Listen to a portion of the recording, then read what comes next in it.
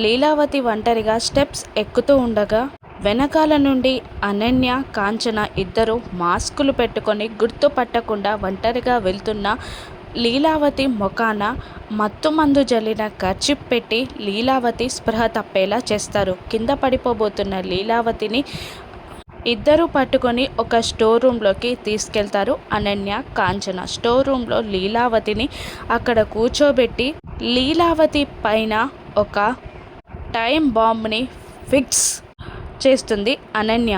ఇక అక్కడి నుండి వాళ్ళిద్దరూ మెల్లిగా జారుకుంటారు. మరోవైపు ఆనంద లీలావతి ఎక్కడా కనిపించకపోవడంతో అక్కెక్కడా అని అడుగుతుండగా తెలీదత్తయ్య, చూడలేదు అని అంటూ ఉంటుంది శరణ్య.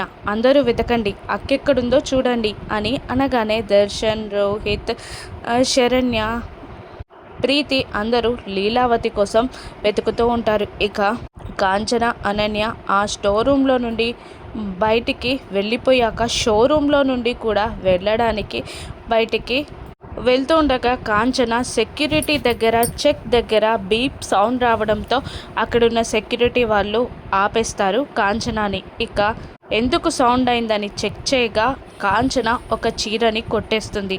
ఆ చీర సెక్యూరిటీ వాళ్ళు తీసుకుంటారు. ఆనంద ఏమైంది ఇక్కడ అని వచ్చి అడగ్గా ఈవిడ ఒక చీరని దొంగతనం చేసింది మేడం అని అక్కడ సెక్యూరిటీ చెప్తూ ఉంటారు. ఎవరు మీరు, మాస్కులు తీయండి అని అనగానే అనన్య, కాంచన వాళ్ళ ఫేస్లోకి ఉన్న మాస్కులు తీసేస్తారు. మీరా అని ఆనంద అంటూ ఉండగా మీ అక్క లీలావతి కనిపించట్లేదనుకుంటా, వెతికినా దొరకలేదనుకుంటా అని అనగానే నీకెలా తెలిసే అని అడిగేస్తుంది ఆనంద.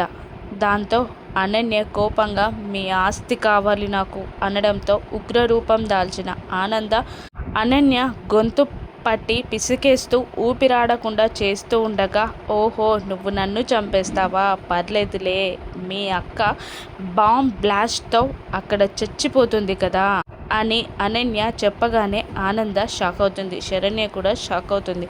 ఇప్పుడు ఆనంద ఏం చేస్తుంది? లీలావతిని బాంబ్ బ్లాస్ట్ నుండి ఆనంద ఎలా కాపాడుతుందో రానున్న ఎపిసోడ్స్లో చూద్దాం. Thank you for watching.